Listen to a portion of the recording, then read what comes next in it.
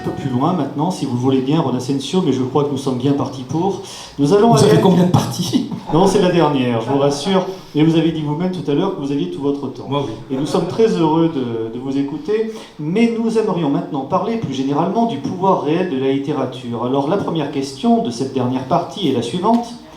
La littérature est-elle un acte de la solitude et du silence, comme vous semblez le dire souvent, ou bien est-elle un appel à une profonde révolution des sociétés et des modes de vie, ou bien à cause de ce pouvoir abrasif que vous célébrez également, ou bien doit-elle participer des deux? Je dirais qu'elle participe des deux. Vous avez d'un côté une pure recherche formelle, on a cité quelques noms tout à l'heure, Mallarmé. On ne peut pas dire que la poésie de Mallarmé est une, et je ne dis pas ça de manière péjorative bien entendu, est une influence quelconque sur la société de son époque, bien évidemment. Vous aviez déjà à son époque, fin 19e siècle, des auteurs qu'on appelait maintenant, qu'on dirait maintenant engagés, comme maintenant vous en avez, paraît-il, qui sont engagés pour d'autres causes. Est-ce que leur engagement fait réellement avancer la cause qu'ils prétendent défendre? Moi, je dirais que, prudemment, que ça dépend du talent, d'abord du talent de celui qui prétend être un écrivain engagé. Tout le monde n'est pas Albert Camus, ou André Malraux, ou Georges Bernanos parlant des grands cimetières sous la Lune, du franquisme et des massacres de la guerre civile d'Espagne, et aussi de la rigueur avec laquelle le dit auteur s'engage. C'est-à-dire qu'il faut, encore une fois, mettre ses tripes sur la table. Il faut mettre ses tripes sur la table pour oser dire qu'une littérature peut avoir une portée d'engagement. Si je parviens à m'identifier à un auteur qui est allé suffisamment loin dans la compréhension d'une déchéance intellectuelle, physique, oui, je pourrais me dire que son témoignage, pour le coup, au sens noble du terme, apporte quelque chose. Moi, je crois assez à l'exemplarité.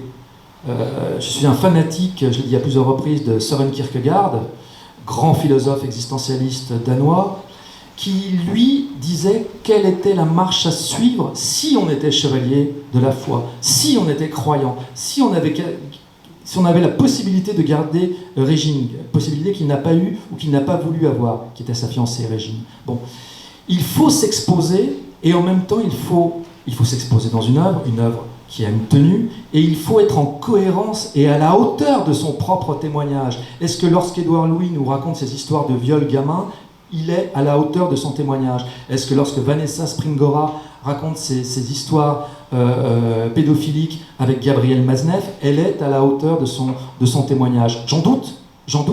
Alors que de grandes fresques qui peuvent avoir un truchement et un accès et un lien plus diffus avec une forme de réalité hic et nunc peuvent avoir une plus grande influence. Les démons de Dostoïevski est un roman profond, très profond, surprofond, qui a analysé le phénomène du nihilisme et de la terreur d'État et de l'action révolutionnaire engagée, violente, avec une profondeur inimaginable que n'atteindront jamais 1 milliard de thèses en sociologie ou en sociopolitique. Je ne sais pas si je réponds bien à votre question. Je suis assez dubitatif sur la portée réelle de l'engagement de l'art. Et en même temps, comme dirait l'autre, je refuse de me réfugier dans ce que Julien Binda appelait la littérature byzantine, c'est-à-dire que pour lire telle page de tel roman, il faut se mettre dans une condition particulière, avec un entourage particulier, avec le verre qui va bien, avec le vin qui convient, etc. Une forme, si vous avez lu À rebours de Huysmans, c'est ce qu'essaie de faire le personnage de Désdécinte en créant une espèce de thébaïde dans laquelle le moindre plaisir va atteindre une acmé surnaturelle. Et il passera par les couleurs, par les parfums, simplement pour lire la page de prose absolue de Borges ou de Bolaño. Merci beaucoup pour cette nouvelle réponse. Vous avez tout à l'heure parlé de poésie, ce qui permet de passer par-dessus la question que je voulais vous poser maintenant. Autre question concernant le pouvoir réel de la littérature. Vous vous intéressez beaucoup à la dimension prophétique ou même eschatologique de la littérature, c'est-à-dire la dimension qui s'intéresse à la fin des temps, à un discours de la fin des temps. Vous aimez beaucoup la science-fiction, par exemple, vous aimez également les grands mystiques comme Ernest Hello ou Léon Bloy, et vous dites à propos de la science-fiction que certains auteurs ont tout dit de notre époque, certains auteurs de science-fiction. Alors, qu'a révélé au juste la science-fiction ? La science-fiction a jusqu'à présent été tenue comme le parent pauvre de la littérature. Je parle bien d'une science-fiction que l'on appelait avant l'anticipation. À la fin du 19e siècle, avec des Jules Verne et d'autres beaucoup moins connus, dont La mort du fer que j'avais préfacé de Serge Simonel, mais qui est un peu postérieur. Tout a été dit par ces auteurs-là. Tout, absolument tout. Si vous lisez, si vous êtes amateur de science-fiction, vous pouvez lire un Philippe K. Dick, qui a été plusieurs fois adapté au cinéma, Blade Runner étant l'adaptation la plus connue de Philippe K. Dick. K. Dick a absolument tout dit de notre époque. Une époque de la surveillance généralisée, une époque où vous vous dites que quelque chose a changé sans savoir ce qui a vraiment changé, mais vous en êtes persuadé que ça a changé, puis à un moment vous vous dites « je suis totalement fou, est-ce que je vais être confiné? Est-ce que je dois remplir une déclaration qui m'autorise à aller faire pisser mon chien à moins d'1 kilomètre de chez moi ?» C'est totalement aberrant. Si. Tu dois la signer. Il y a probablement quelque chose, comme disait le prince du Danemark, il y a quelque chose de pourri dans le royaume du Danemark. Et il y a cette espèce de jeu entre la réalité et les apparences. La science-fiction a tout dit, le problème de la surpopulation. Tous à Zanzibar de John Brunner, le problème de l'explosion de la technologie virtuelle, schismatrice, neuromancien, tout le mouvement cyberpunk. Tout a été dit. Les transformations physiques, le transgenrisme, le transhumanisme. Vous lisez Babel 17 de Delany, Samuel Delany, qui évoque un futur relativement proche où les couples se défont, peuvent être en triade, homme-femme, homme-homme-femme, femme-femme-homme, peu importe, avec des métamorphoses physiques. Tout a été dit. Tout absolument a été dit. Le dérèglement climatique. Prenez un sous-genre de la science-fiction que l'on appelle la science-fiction post-apocalyptique. Tous les types de destruction possibles et imaginables de la Terre ont été imaginés par soit des romans d'anticipation français, La mort du fer, soit des textes contemporains, que ce soit la chute d'un astéroïde, une épidémie. Dites-vous bien qu'un film de Soderbergh, 2011, qui s'appelle Contagion. Si vous regardez le film de Soderbergh, Contagion, écrit en 2011 et filmé en 2011, qui s'inspirait de textes de science-fiction, le confinement au Covid-19, et que j'avais vu une fois tagué 1984, au Covid-19, c'est comme si on y était, avec les masques, le protocole de la distanciation des gestes, avec des aigrefins qui vous vendent de la poudre de perlimpinpin en disant que ça va vous soigner, avec des laboratoires qui vous disent qu'il faut absolument se vacciner parce que sinon... Et dans le film Contagion, ce qui est drôle, enfin drôle, c'est pas drôle, mais le début de la pandémie commence où? En Chine. Commence comment? Avec une chauve-souris échappée d'un laboratoire qui tombe dans un étal de Chinois, ils sont pas très regardants, ils mangent un peu de tout, et qui ensuite passe dans la consommation humaine. Et là, pour le coup, ça fait 3 ou 4 millions de morts le premier jour. 2011. Contagion de Soderbergh. La science-fiction a tout dit. Et les genres qui s'inspirent de la science-fiction, plus ou moins directement, ont tout dit. C'est-à-dire cette espèce de déréalisation totale dans laquelle nous vivons, avec le culte de la machine. Regardez une trilogie, sans citer de grandes références, regardez la trilogie Matrix, que tout le monde connaît, qui décrit l'asservissement de l'humanité réduit à des espèces de larves que les machines vont utiliser pour en tirer leur propre substance et leur propre carburant. Matrix s'inspire de Dick et d'autres, Asimov, Heinlein, Dune. Vous avez toutes les questions concernant la raréfaction des ressources dans Dune de Frank Herbert.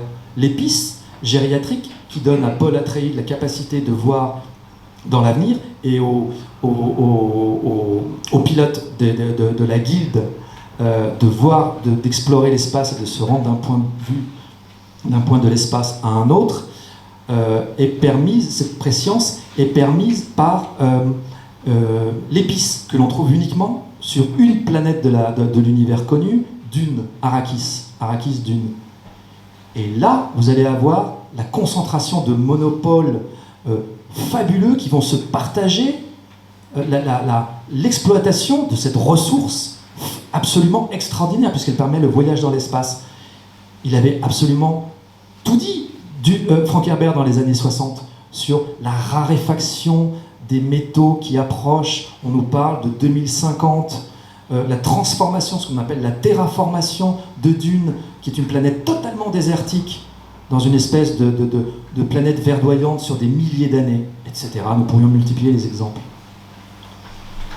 Alors, autre question, donc nous connaissons, nous qui lisons votre blog, votre amour pour la littérature nord-américaine, on en a parlé tout à l'heure. Alors, Juan Asensio, où en êtes-vous avec le rêve américain? Ce rêve ne vous a-t-il pas happé, vous qui avez été fasciné par leur littérature?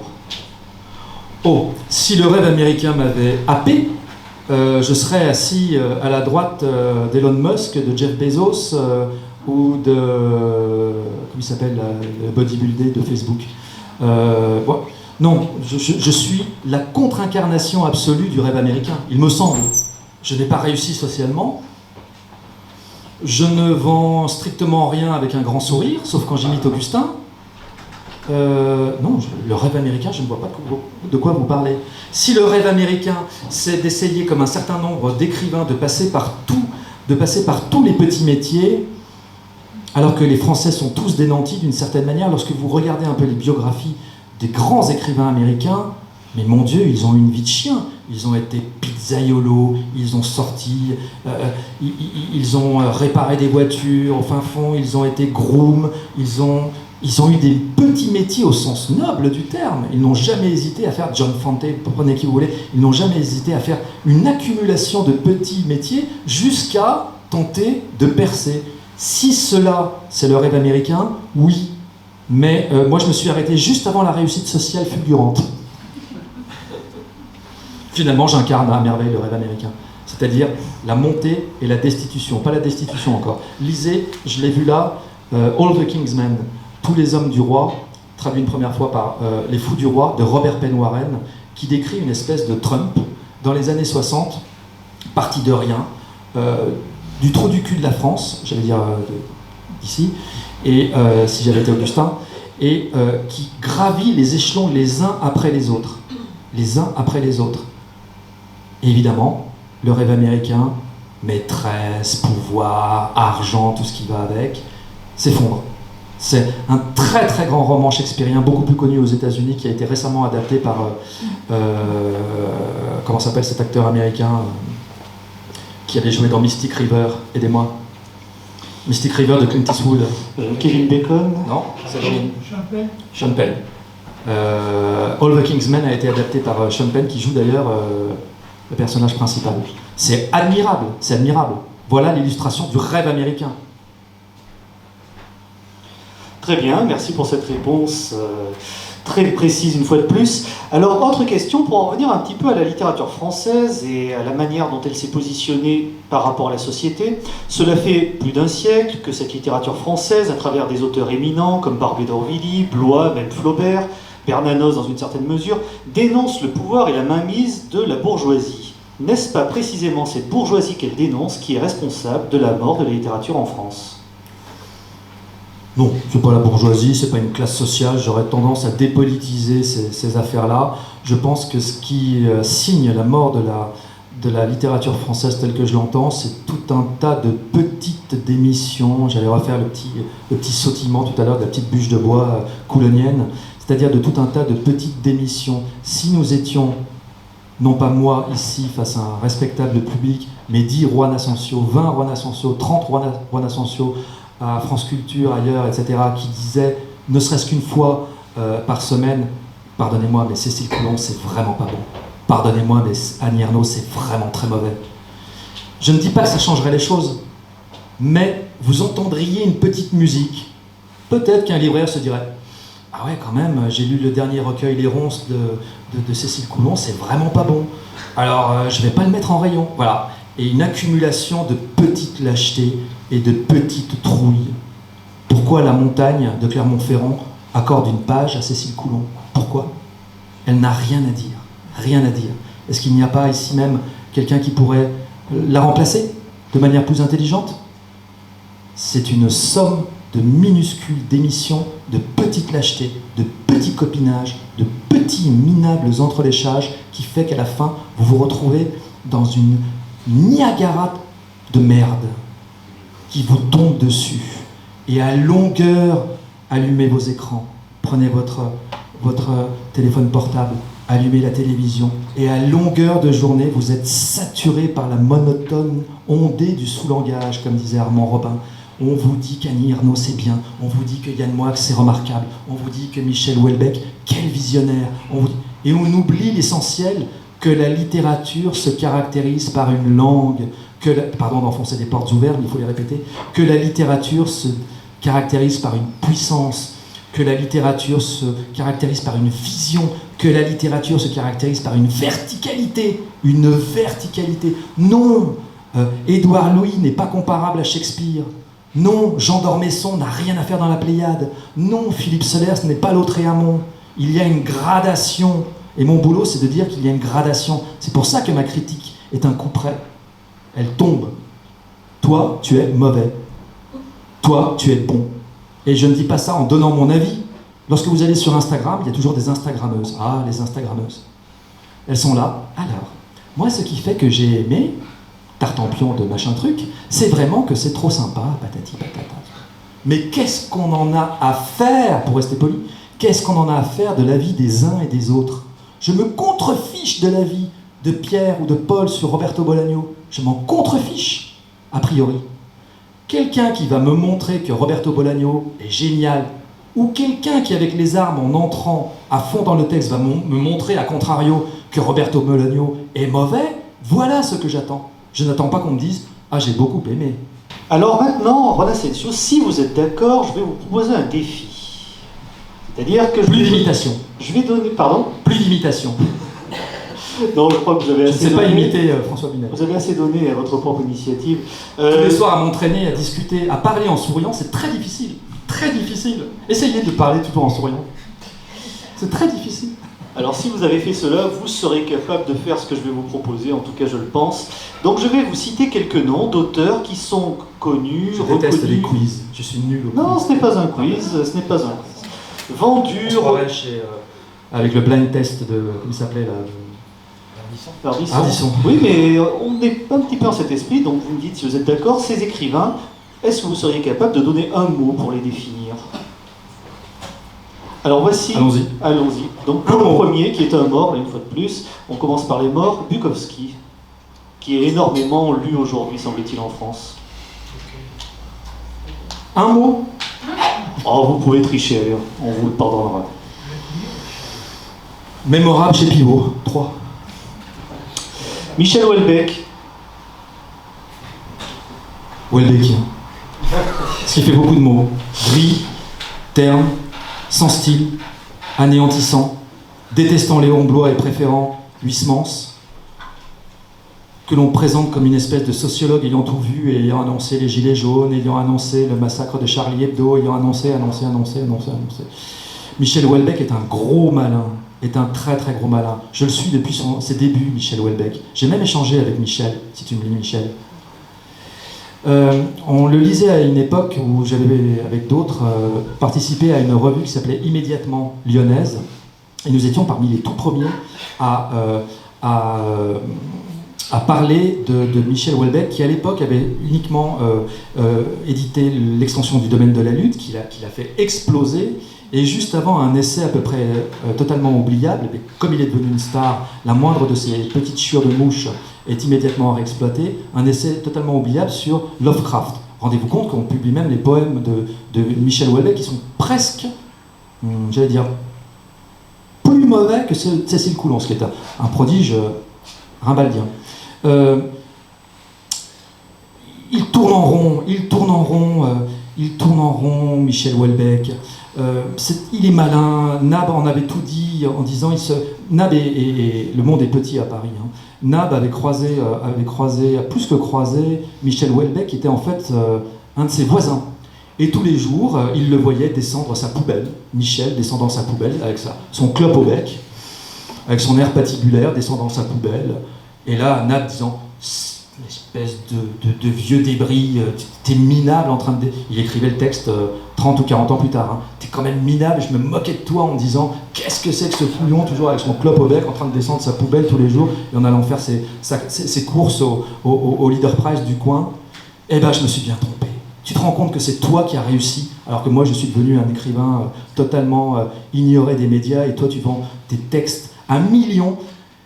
Michel Houellebecq a l'intelligence de se faire vendre. C'est un redoutable publicitaire. Un redoutable publicitaire. Quant à l'écrivain lui-même, d'un point de vue stylistique, il ne vaut quasiment rien. Si vous avez lu Anéantir, le dernier, que l'on nous a présenté comme un absolu chef-d'œuvre, je pense qu'il a écrit un bon livre peut-être, La possibilité du Nil, déjà le titre est superbe, La possibilité du Nil, et puis on a fait le tour de Michel Houellebecq. Tout le reste, il ne fait que se répéter. Toujours de la pornographie, toujours une vision totalement dégradante et dégradée des femmes, toujours, alors quelques petites fulgurances où il s'approche du christianisme, et là toute la droite tombe en transe. Il dit que la France va être gouvernée par les musulmans, c'était le sujet de soumission, si mes souvenirs sont bons, et on vous avait présenté soumission comme un brûlot contre l'islam, rappelez-vous, avant même que le texte ne paraisse. C'était tout sauf un brûlot contre l'islam, c'était un brûlot contre les catholiques et le christianisme français, que Houellebecq accusait de collusion, car finalement, qu'est-ce qui ressemble le plus à un intégriste à longue barbe, n'aimant pas les femmes, et les réduisant à une position de soubrette, pour rester poli? Eh bien, c'est un catholique intégriste, même culte de la force, même culte de la virilité, même culte d'une reproduction sexuée, mesdames et messieurs, et pas transgenre, et pas toutes ces fariboles, voilà. Et c'est une attaque frontale contre le christianisme, autour duquel Michel Houellebecq tourne. Il finira bien par se convertir, mais qu'il se convertisse une fois pour toutes et qu'il arrête de nous casser les pieds avec ces textes de plus en plus mauvais. Êtes-vous vraiment sûr que vous êtes d'accord avec le principe de cette question qui est de proposer un mot par auteur? Patrick Modiano. C'est le grand ami. Un mot. Et une phrase. À la mode. Il a répétitif. Toujours la même histoire. Pas inintéressant, répétitif. Consacré. Milan Kundera. Ah, c'est un bel auteur. C'est un bel auteur qui a été pestiféré, puis qui a été consacré, puis qui est sorti de la pestifération et de la consécration. C'est un assez bel auteur qui n'a pas lu Risibles amours, Insoutenable légèreté de l'être qu'il avait lancé. Un mot, c'est... Merci Juan Asensio. C'était Tout le monde en parle de Thierry Ardisson, et nous reprenons le fil de nos questions. Alors nous approchons du terme de cette rencontre. Simplement 2 questions pour terminer. Alors une question qui découle quand même assez naturellement de votre travail sur Stalker, de vos prises de position polémiques, du caractère abrasif, explosif de tout ce que vous dites sur la littérature. Cette question, elle est très simple, et vous allez peut-être y apporter une réponse complexe, mais la voici. La France est-elle morte à l'image de sa littérature, ou a-t-elle encore, selon vous, une capacité pour se réinventer? Un mot. Oui. Eh bien voilà, donc, nous sommes toujours dans le principe de la question précédente. Seconde réponse, non. Après, si vous me demandez, voilà. Vous m'avez demandé, je reste abrupt. Ex abrupto, oui et non. Après, je peux développer. Sinon, vous allez vous dire. Allez-y. Oui, la France est morte. Elle est morte depuis... Entendons-nous sur la France. Bon, la France... Moi, je parle de mon petit point de vue et de mon soupirail, la littérature. Donc, si on parle de la littérature française, oui, elle est morte. Vous me direz qu'il y a toujours des noms intéressants, bien évidemment. Vous me direz qu'il y a toujours des auteurs à défendre, bien évidemment. Il y a toujours des exceptions à la règle absolue. Le cadavre de la littérature française ne bouge plus, à mon sens. Peut-être que le dernier à l'avoir un peu animé était Dantec, que certains d'entre vous connaissent peut-être. Maurice-Georges Dantec. Peut-être que le dernier à l'animer encore maintenant est un Nab, mais nous n'avons plus plus de Drieux-La Rochelle, nous n'avons plus de Céline, nous n'avons plus de Proust, alors qu'ils n'ont jamais été autant célébrés. L'actualité récente concerne les manuscrits trouvés, perdus, volés de Céline. On ne parle que de Céline. La rentrée littéraire a été phagocytée par Céline. Et heureusement, parce que Céline est un écrivain, alors que notre rentrée littéraire, avec 700, 800, 900, bientôt nous dépasserons la barre des 1000 bouquins français annuels pour chaque rentrée dite littéraire, n'était pas littéraire. Donc il est normal que les morts se vengent, parce que ces morts-là ont plus de puissance. On a cité Malraux, on a cité Bernanos, on a cité Drieux, on a cité Céline, on pourrait citer tout un tas d'autres auteurs, Darien, Rabelais, Péguy, dont on n'a pas parlé, Claudel. Il n'y a plus cette puissance stylistique et cette vision. Si la littérature est une vision et un style, alors je réponds à votre question, il n'y a plus de littérature française, il n'y a plus de vision, on est dans le témoignage. Je me contrefiche de savoir qui a été violé par sa grand-mère, un esprit ou par son chien. Je m'en contrefiche. Moi, ce que je veux, c'est qu'une œuvre littéraire me donne la sensation d'une transcendance. Non seulement une transcendance spirituelle, mais une transcendance métapolitique, me donne un horizon. Moi, je veux qu'un capitaine se mette la main en visière, comme on disait dans le temps, regarde au large et me dise « on va là-bas, pas là, ou pas là, ou pas là », avec Édouard Louis et tous les cloportes qui pullulent dans le temps. Bon. Et si cette vision-là ne s'accompagne même pas d'un style, je veux plus que du sujet vers complément. Je veux un style. On pourrait citer quelqu'un qui est intéressant en ce moment, j'ai oublié d'en parler, son nom me vient à l'esprit, c'est Philippe Bordas. Philippe Bordas qui vient d'écrire là un gros texte, une espèce de méditation sébaldienne sur Carlo Emilio Gadda, qui est un auteur à peu près inconnu, un très très grand auteur italien qui a écrit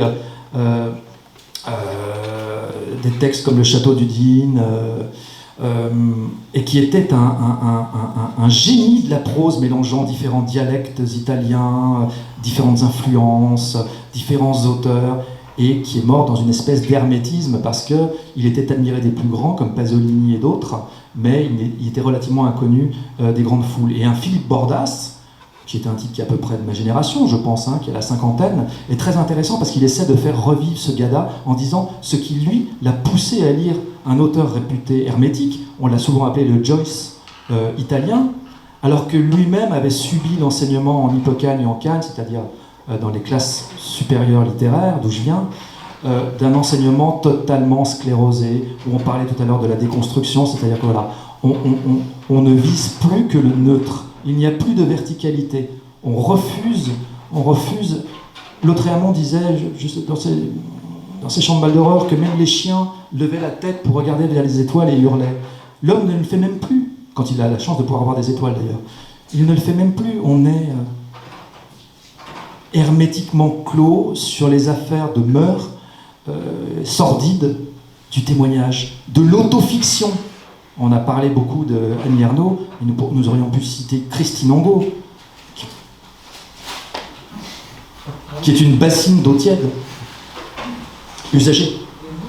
Alors une dernière question, Juan Asensio. Ce désespoir qui semble vous habiter à l'égard de la littérature... Pas de désespoir, une colère. Alors cette colère... Je vous coupe tout de suite, ce n'est pas du désespoir, je ne suis pas désespéré du tout par l'état de la littérature française. À vrai dire, je m'en fiche. Je suis en revanche... Je n'en vis pas, je m'en fiche. Je suis en revanche en colère contre les gens qui nous, comme je vous l'ai dit tout à l'heure, contre les gens qui nous font passer de mauvais écrivains pour de grands écrivains. C'est ça ma colère, c'est ça le sens de mon combat. Dans ce cas, vous avez tout de suite répondu à la question. J'allais vous demander si ce désespoir, donc il n'en est pas un, vous avez parfois nourri de manière paradoxale, et j'allais vous citer une phrase d'un roman que vous aimez, Au-dessous du volcan de Malcolm Lowry. Très très grand roman.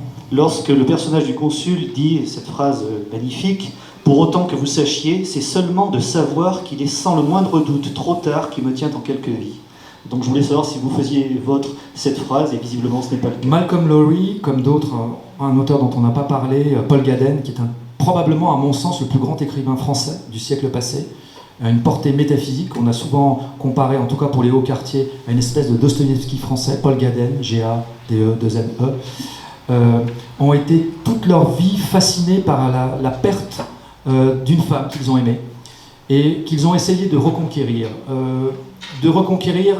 pas simplement de manière terre à terre, mais de reconquérir dans l'absolu d'une certaine manière.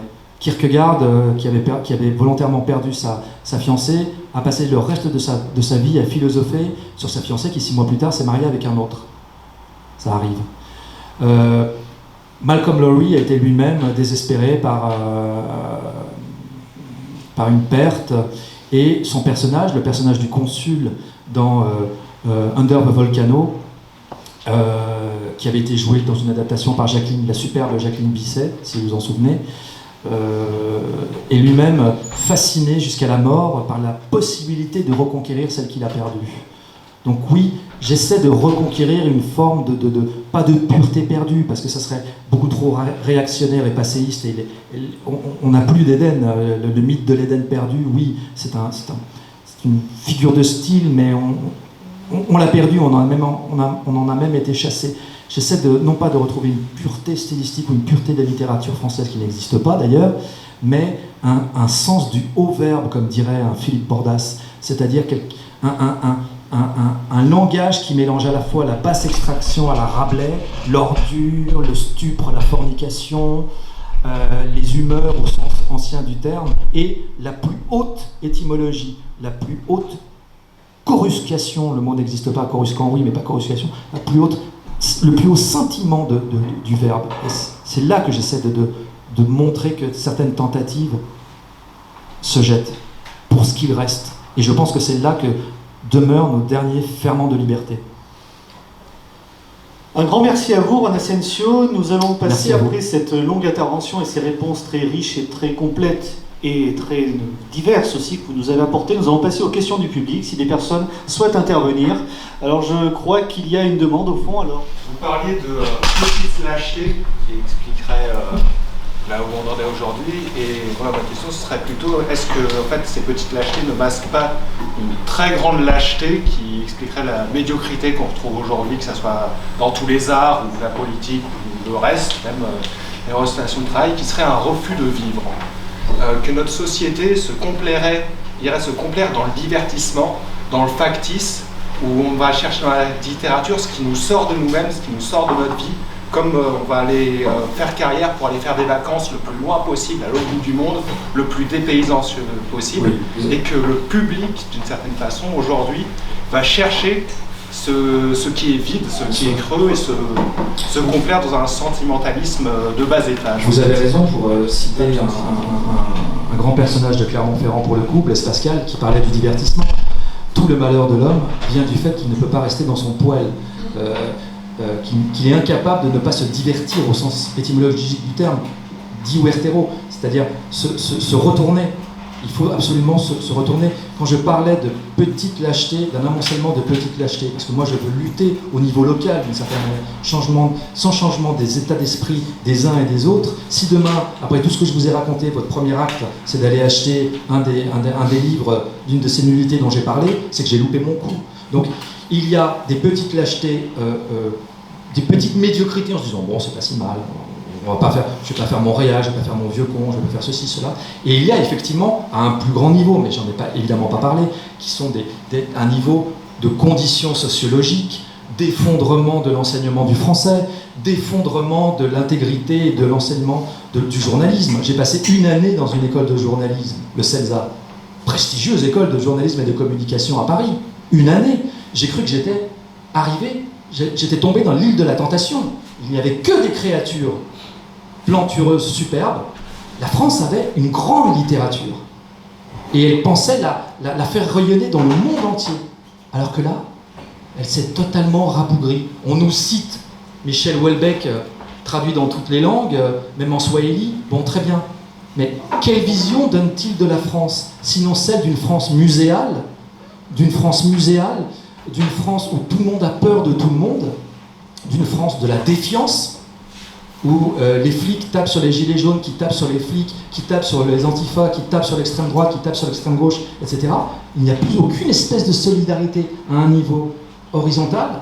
Tout cela a été remplacé par une défiance généralisée, un quant à soi. Une grande littérature, à mon avis, est une atmosphère, une aura, comme disait Walter Benjamin dans une autre exception, mais surtout Léon Daudet. Et cette aura traduit la grandeur d'un pays. Au début du 19e siècle, vous aviez Peggy, vous aviez Blois, vous aviez Claudel, vous aviez Gide, vous en aviez combien? Qui pouvez-vous me citer de ce rang-là? Vous me direz, non mais attendez, il faut vivre avec son temps. Non, il y a une vraie destitution. Moi j'ai 2 gamins, je vois la manière qu'ils ont d'écrire, je vois ce qu'ils lisent, la littérature de young adult, et pourtant j'ai 6000 livres chez moi. On est passé à autre chose, on est passé à une civilisation de l'écran. Et pour une civilisation de l'écran, il faut des mots simples. On ne va pas lire du Proust sur un écran. C'est déjà difficile pour lire du Cécile Coulon. Alors imaginez du Proust. Et il y a un affaissement généralisé de tous les niveaux. Moi je ne parle que du mien, mais de tous les niveaux. Je pense que le constat que je fais là, un sociologue le ferait pour d'autres choses, un politicien le ferait pour d'autres choses, un philosophe dirait, ouais, écoutez les Finkielkraut, etc., qui vous disent qu'il y a un affaissement drastique du niveau. Annie Ernaux est enseignée à Normal Sup, qui forme les plus hauts esprits de la France. Annie Ernaux à Normal Sup. Et dans quelques années, écoutez-moi bien, Cécile Coulon aura un Goncourt. Évidemment, elle coche toutes les cases. Qui est responsable de ça?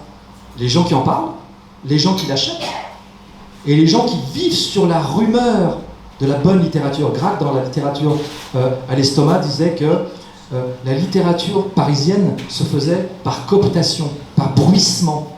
Souvenez-vous comment on a parlé de Soumission de Houellebecq. C'était comme une espèce de... Tout le monde disait, tous les journalistes disaient, le nouveau brûlot de Houellebecq. Non, ce n'était pas un brûlot, c'était pas un brûlot orienté contre certains, mais contre d'autres. Voilà ce qui fait qu'il n'y a plus de repères. Et je constate que par la même occasion, vous avez complété votre réponse sur l'éventuelle mort de la France, la mort d'une civilisation par rapport à sa littérature.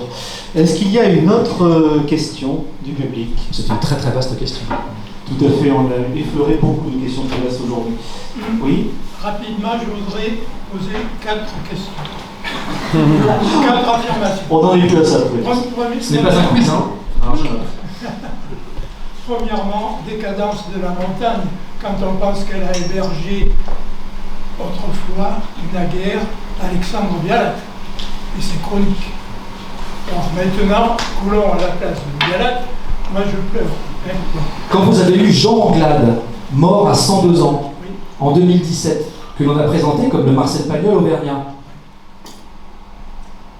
vous avez quand même eu le Félibrige, il y a plus longtemps, même si ça avait un petit côté réactionnaire, Action française, vous avez quand même eu... Comment expliquer justement que l'on soit passé de tels auteurs à une Cécile Coulon? Mais il y en a d'autres, Cécile Coulon n'est qu'un... Je me fiche de Cécile Coulon, mais c'est ça le problème. Donc sur la montagne, oui, je m'attendais à faire bondir, il y avait un photographe de la montagne, tout à l'heure, j'ai failli lui dire que je vous avertis, je ne vais pas être tendre avec la montagne. Décadence, vraiment. Deuxième point, je voudrais citer 2 phrases, ça sera vite fait d'Annie Ernaux dans la place. Le café épicerie ne fermait jamais. Point. Il passait à servir ses congés payés. Alors il, c'est probablement le père, mais c'est pas du français ça. Écoutez, je suis heureux que vous fassiez le même constat que moi. Moi, je ne m'explique pas. C'est une honte le prix Nobel. Voilà, écoutez, je ne comprends pas. De temps en temps, je me dis, j'ai vraiment été trop dur avec tel ou tel auteur. Et je me fais une piqûre de rappel. Et tout à l'heure, c'est pour ça que j'avais un peu de retard. Je suis resté fasciné devant ma pyramide d'Annie Ernaux. J'en ai pris un au hasard, au hasard total. Tout le monde devait se dire, c'est un connaisseur. Et je commence à lire Annie. C'est là que j'ai fait la photo. Je crois que c'était la place ou je sais plus, enfin, bon, bref, peu importe. Le début, c'était l'Incipit de... L'Incipit, ne parlons pas d'Incipit, elle ne connaît même pas le mot. Voilà, j'ai pris ma photo, je me suis dit, c'est extraordinaire, elle a eu le Nobel de littérature. Et vous vous dites, mais quelque chose ne tourne pas rond. Mais quoi? Une crise du jugement? Une crise de la sensibilité esthétique? Une espèce d'amoncellement de lâcheté qui fait que pour être dans la norme, pour ne pas passer pour le vieux con, pour le réal, pour briller en société, en disant « Ah, tu as lu le dernier Annie Ernaux ? Ah oui, magnifique, mais moi j'ai préféré l'avant-dernier. » Et en plus, le livre, à la place, il exprime un mépris. Il y a un mépris sous-entendu toujours à l'égard de son milieu, à l'égard de ses parents, qui étaient des jeunes très modestes. et visiblement, elle les méprise. Écoutez, Annie Ernaux méprise beaucoup de monde et beaucoup de choses. Le Nobel lui a donné une aura médiatique incomparable, sans parler de la récompense sonnante et trébuchante attachée au Nobel, parce que ça, personne n'en parle. Je crois que c'est de l'ordre du million, hein, c'est des centaines de milliers d'euros. Bref, et il continue à faire ses pétitions. Bon, très bien. Moi, je ne m'explique pas le succès d'une Annie Ernaux. Ça fait 80 ans qu'elle nous emmerde. Et il y a bien un moment, elle montera au ciel, mais elle va être immédiatement pléiadisée, immédiatement. Je pense même que le prochain coup, si Gallimard est malin, si Gallimard tu m'écoutes, ton prochain coup à faire, c'est de faire rentrer, après le nullissime Jean d'Ormesson. Ah si. Jean d'Ormesson à côté d'Annie Ernaux. Ah mais c'est dire. Mais vous avez eu l'Eclésion en Nobel. Il y a des pages admirables chez Dormesson. Quelques-unes quand il était jeune. On n'a jamais su quand Jean d'Ormesson était jeune. Mais quelques-unes. Statistiquement, il y a toujours quelques bonnes pages chez un écrivain.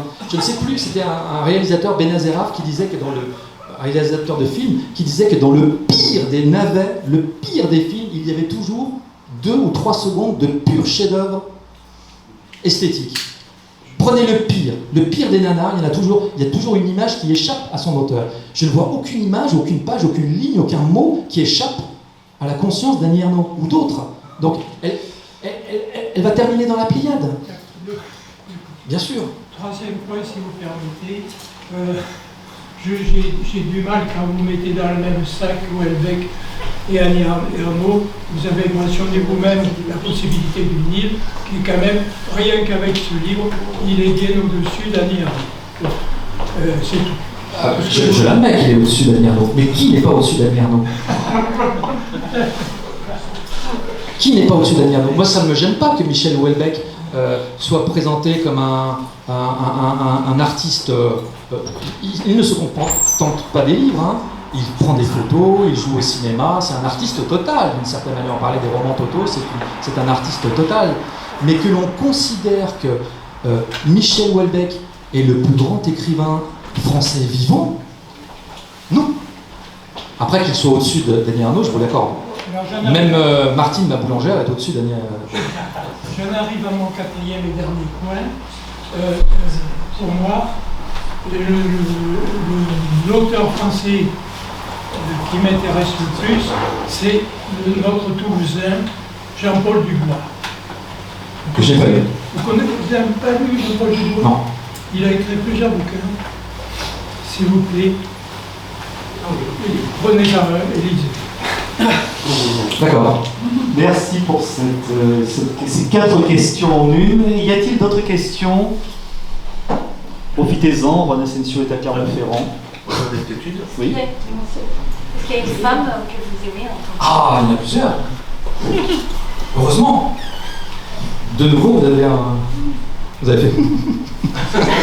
Décidément. C'est moi. Ça vient toujours de ce coin-là. Oui, il y en a plusieurs. Cristina Campo, qui est parfaite inconnue, italienne, admirable. Virginia Woolf, Emily Brontë, Sylvia Plath, etc. Bien sûr. Quand elles sont excellentissimes. Maria Zambrano, même une Pizarnik, Alexandra Pizarnik, je suis moins fan, qui s'était suicidée. Ils ont des vies difficiles. Simone Veil, la vraie. Ce sont des femmes, Hannah Arendt, ce sont des femmes qui, lorsqu'elles sont douées, sont infiniment plus douées que les hommes. Vous voyez ce que je veux dire? Maintenant, on est dans la mode des quotas. Il faut prendre 4 femmes, 4 hommes, 5 femmes, 5 hommes. Même si la femme est totalement nulle, il faut un quota. On prendra une femme nulle à la place d'un homme moyen, peut-être bon, ou l'inverse. Il faut des quotas. Non, quand les femmes sont brillantissimes, elles sont plus brillantes encore que les hommes, puisqu'elles ont dû passer par des formes de conquête, d'affirmation d'elles-mêmes, qui sont sans commune mesure avec ce qu'un type un peu malin, du haut de son aura phallocratique, aura décrété. Oui, bien sûr, des femmes vivantes, c'est peut-être un peu plus dur pour moi de trouver, en tout cas en France. On a cité tout à l'heure Virginie Despentes, non, Ce genre de choses n'est pas possible. On a cité en passant Christine Angot, non, ça c'est absolument pas possible. Marie Dariussec, non, c'est absolument pas possible. Leila Slimani, non, là on s'enfonce dans les... Tout ça c'est du... Comment ? Non, nos tombes, ce ne sont pas des... Mais, encore une fois, ces gens-là, comme chez les hommes, un Musso ou un Lévy, n'ont pas de prétention. Ils savent parfaitement qu'ils font de la littérature de 30e zone. Ce qui me gêne, c'est ceux qui font de la littérature de 30e zone et qui disent « Moi, je suis le digne héritier de Céline, le digne héritier de Zola, le digne héritier de Balzac. » Mathias Sénard, ancien Goncourt, j'avais été invité par Benoît Poulvorde, celui de C'est arrivé près de chez vous, génial personnage, qui est un fanatique de Léon Bloy. Il a un festival qui s'appelle l'Intime Festival dans sa ville de Namur, où tous les ans, il invite des personnalités des lettres, éditeurs, journalistes, auteurs, critiques. Et j'avais donc été invité, et c'était en 2017 ou 2018, peu importe, et j'avais annoncé devant la foule médusée que le prochain concours serait Mathias Sénard. Non pas parce que j'avais des bruits d'arrière-cour, etc., mais parce que, encore une fois, Mathias Sénard, comme tout un tas d'autres, coche toutes les cases pour avoir le concours. Mais une Amélie Nothomb, non, ça n'a strictement aucun intérêt. Tous les ans, elle publie rituellement sa petite daube. Mais elle n'a pas de prétention particulière, et ça ne me gêne pas, donc. Elle a fait un ou deux bons livres, quand même, je pense, en métaphysique d'études. Oui, c'était le premier. Les tout premiers, ça se lit. Voilà, ça se lit, oui, ça se lit. Mais Marc Lévy se lit aussi, hein. Il faut savoir ce qu'on appelle lecture. Je crois qu'il y avait une autre question. Oui. On parle donc du cadavre de la littérature, d'une civilisation, on va peut-être dire décadente en tout cas, et j'ai entendu quand même en vous écoutant sur d'autres interviews que vous disiez malgré tout vous étiez optimiste. Alors la question c'est quelles pourraient être les conditions d'un renouveau, d'une nouvelle de la littérature en France? Non, je ne suis pas du tout optimiste, je ne vois aucune possibilité de renouveau, hormis une destruction, un événement, peut-être d'ampleur européenne, planétaire, qui ferait table rase. Je ne vois pas par quelle boule prendre. Par l'enseignement, plus personne ne sait lire et écrire. Par les arts, ils sont muséaux et subventionnés. À Paris, grâce à notre maire, on a des tulipes géantes de Jeff Koons. Je ne vois pas de possibilité, ou alors il faudrait cultiver, comme Frank Herbert en parle dans Dune, une espèce d'école semi-secrète, l'ordre des Bene Gesserit, des sorcières et des sœurs, qui ont un enseignement à la jésuite, c'est-à-dire on les prend de leur famille, on les met dans un pensionnat, et là on leur inculque tout, et on les coupe de l'extérieur. Et ensuite, une fois qu'ils sont bien coupés, on les lâche dans le monde, et on voit ce que ça donne. Un séisme politique, une révolution. Quelque chose d'énorme. Une purge, comme la série américaine, la purge. Effectivement, on a besoin de ça. Je ne sais pas si on a besoin de ça, mais si on me pose la question, quelles sont les conditions socio-politiques d'un renouvellement, moi je ne parle que de la littérature, je ne me prononce pas sur le rayonnement de la France, intellectuel, etc., qui à mon avis est totalement surestimé. J'ai un grand ami, ancien diplomate, albanais qui s'était occupé des accords de Dayton, qui m'avait accueilli lorsque j'étais allé au Kosovo, et qui, lorsqu'il vient à Paris, veut systématiquement m'emmener au Flore. Donc je lui dis, mais pourquoi tu veux m'emmener au Flore?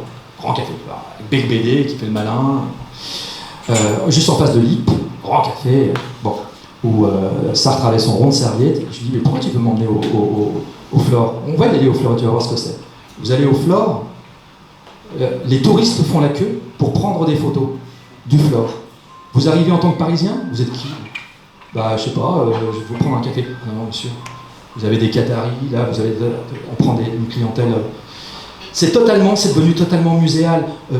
On vit sur la grande. Ce qui ruine, ce qui rend intéressant un Houellebecq, c'est qu'il vit sur la grandeur d'une France qui n'est plus. Il vit sur la grandeur d'une France qui a conquis le monde, qui a conquis les arts, qui a conquis la politique, qui a conquis les lettres. C'est fini ça. Sauf peut-être dans quelques coins reculés comme à Clermont, où on pense encore que Paris a une influence rayonnante. Mais moi j'y suis toute la journée à Paris. Il n'y a plus rien d'intéressant à Paris, hormis des spectacles, des happenings subventionnés par Anne Hidalgo, les tulipes de Jeff Koons, des trucs, des associatifs où il faut s'ouvrir, il faut témoigner. Alors toi, écoutez, moi, j'ai tué mon chien, ça m'a pris comme une impulsion. Tu vas l'écrire, je pense que je vais l'écrire et j'ai un contact, je pense que je vais passer à la grande librairie. Je te souhaite tout le courage du monde. Et toi, écoutez, moi, rien. C'est dommage ça, mais pourtant je veux écrire. Mais t'as pas quelque chose de sordide, un viol, un inceste, un pédophile? Ah non, j'ai rien. Allez, suivant. Il n'y a plus de vision.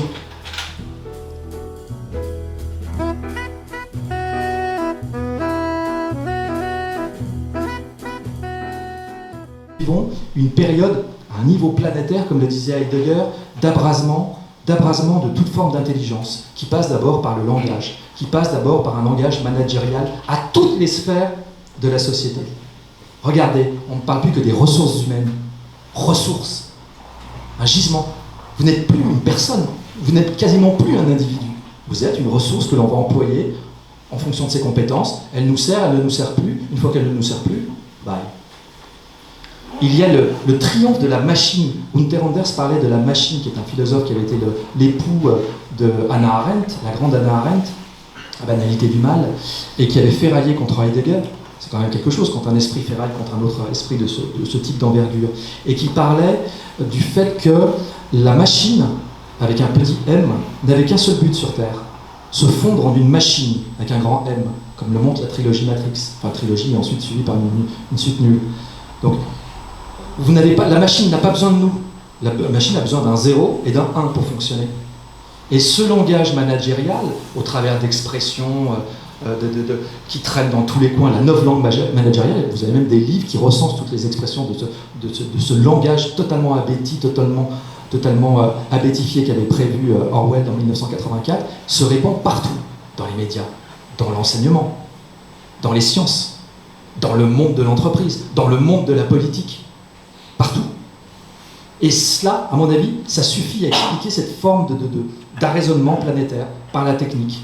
Et dans 10, 20, 30, je ne sais pas ce qu'on sera. Si on saura encore quelque chose. Ou si on aura l'occasion de dire encore quelque chose. Regardez l'exemple extraordinaire du confinement, quand même.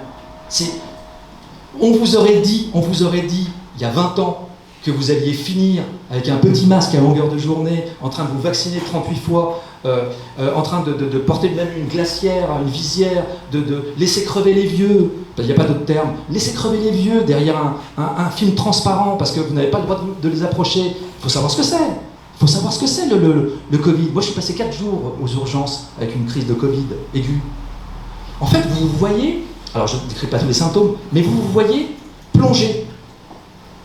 Vous n'avez plus d'oxygène. Vous mourrez tranquillement. Vous n'avez même pas envie de remonter. Vous vous dites, c'est cool. On a laissé partir des gens qu'on a refusé d'intuber, etc. On vous aurait dit ça il y a 20 ans. Bon, il dit, non, c'est digne d'une dystopie ou des horreurs nazies. Non. Ça a été fait il y a 2 ans. En toute connaissance de cause. Et tout le monde, peu s'en fout, était d'accord pour aller faire pisser son chien dans un rayon d'1 kilomètre. Les séparations dans les grandes surfaces, où vous aviez d'un côté les articles qu'on pouvait acheter, et puis d'autres qui étaient bâchés. Certains événements dans de très grandes villes, que je ne nommerai pas, qui étaient interdits aux Covidés. Les Covidés! C'est quoi ça? C'est un apartheid. C'est la mécanicisation de l'homme, ce que Giorgio Agamben, un philosophe italien, tous les philosophes italiens sont intéressants, mais lui est vivant, a décrit extraordinairement en disant que nous vivons, il avait évoqué les travaux de Foucault sur la biopolitique. Il y a une alliance objective entre le politique et la biosphère, la vie nue. Et il disait que maintenant, l'état d'exception, théorisé par Carl Schmitt, l'état d'exception était devenu un état permanent. Permanent. comme l'avait montré la crise du Covid, c'est-à-dire que tous les 8 mois, ça devait passer devant l'Assemblée, et l'Assemblée disait oui ou non, on continue on continue ou on ne continue pas. L'état d'exception devient un état permanent. Ça ne vous rappelle rien, ça? Moi, ça me rappelle une chose, l'état d'exception qui devient un état permanent. Ça s'appelle une dictature. Voilà. C'est une dictature soft, c'est une dictature molle. Donc il n'y a pas besoin de faire intervenir quelques hautes éminences. Si vous relisez les frères Karamazov, vous tomberez sur la parabole du grand inquisiteur. La parabole du grand inquisiteur est un des plus grands textes de l'humanité, à placer aux côtés des évangiles, de l'Ancien Testament, de Dante, de Shakespeare, d'Homère. Bon. Que dit, pardon d'être long. Allez-y, terminez votre réponse. Que dit ce texte? Il imagine, si mes souvenirs sont bons, parce que je n'ai pas relu les frères Karamazov, il imagine que le Christ revient dans l'Espagne de l'Inquisition. Et là, le grand inquisiteur de Séville, je crois, est tout content parce qu'il a envoyé être patresse 200 ou 300 personnes jugées hérétiques dans un grand auto-da-fé. Le Christ se promène et la foule le reconnaît. Il commence à faire des miracles, il touche les yeux de l'un, il demande à une paralytique de se lever. Bon. L'inquisiteur le fait coffrer. L'Église le fait coffrer. Qu'est-ce que c'est que cet agitateur? Et là arrive la discussion extraordinaire, enfin la discussion, non, car le grand inquisiteur parle, est le seul à parler. Mais le Christ se tait et ne dit strictement rien. Et le grand inquisiteur lui expose en lui disant « Écoute, tu as fait ton boulot, tu es monté sur la croix, j'aurais préféré que tu n'en redescendes pas, et surtout que tu ne ressuscites pas, et surtout que tu viennes me casser les pieds pendant que je fais triompher l'Église. » Et il explique finalement que le grand inquisiteur devrait même se passer de cette forme de violence. Pourquoi? Parce que la majorité de l'humanité, pour ne pas dire l'humanité entière, n'attend qu'une seule chose, le bonheur. On parlait du divertissement tout à l'heure. Le bonheur. Si je suis un dirigeant avec un peu de charisme, et on en a connu quelques-uns, pas en France, je harangue les fous et je leur dis, demain, il n'y a plus de problème de l'emploi, il n'y a plus de problème d'immigration, il n'y a plus de problème d'insécurité. Votez pour moi. Mais, en échange, il faudra que vous abandonniez un certain nombre de vos libertés. Faisons le pari. Combien de gens voteraient pour cette personne-là? La majorité de la France. La majorité de la France. Pourquoi? De l'Italie ou de l'Espagne, de l'Occident, si vous voulez. Des Occidentaux. Pourquoi? Parce que la Boétie ne s'était pas trompée en parlant de la servitude volontaire. Nous sommes tous dans une volonté de servitude volontaire. La chose la plus difficile pour un être humain doué de raison, y compris un lecteur de Cécile Coulon, c'est conquérir sa liberté intérieure et la garder. Je parlais tout à l'heure de 1984 de George Orwell, que tout le monde a lu ici, qui décrit Winston Smith qui à la fin se fait finalement attraper et après des mois et des mois de torture en vient à faire ce qu'il n'a jamais osé faire, c'est-à-dire aimer Big Brother. Aimer Big Brother. Il ne suffit pas de craindre Big Brother qui vous a torturé à mort. Il faut l'aimer. C'est-à-dire que je remets à l'inquisiteur, je remets au dictateur, je remets à l'homme du néant comme l'appelait Max Picard, comme Max Picard appelait Adolf Hitler, l'homme du néant, je remets ma liberté à qui va me guider et qui va me promettre mon Zelmerveille. Voilà la difficulté. Voilà ce qui explique cet affadissement général. Tout le monde a peur de sa liberté. Tout le monde. Tout le monde. Merci beaucoup. Y a-t-il d'autres questions? Eh bien, je crois qu'on arrive au terme de cet entretien qui a été extrêmement prolifique et productif. Donc, merci beaucoup à toutes les personnes qui sont venues, toutes les personnes qui nous ont soutenus dans ce projet, qui ont permis au Club Janus d'organiser cette première rencontre. Merci également à Stéphane qui s'est occupé de la réalisation, de la mise en scène et du filmage. J'emploie une sorte de néologisme qui n'est pas très beau. Je vous rappelle qu'à l'entrée, il y a une petite caisse si vous souhaitez apporter une contribution libre à nos œuvres, comme on disait à une époque. Ce sera avec plaisir. Je répète également que Juan Asensio, vous avez recueilli 65 de vos articles, les articles de célébration dans ce volume Le temps des livres est passé, que vous pouvez acheter tous ici, puisque vous allez procéder à une séance de dédicace maintenant. Et je rappelle également qu'il est possible de faire un don sur Stalker, un don là aussi d'un montant libre pour vous soutenir. Clermont-Ferrand, malgré ce que vous avez dit, vous a accueilli et vous a offert un espace, je pense, de totale liberté de parole. En tout cas, on a été, je pense, tous très heureux de vous entendre.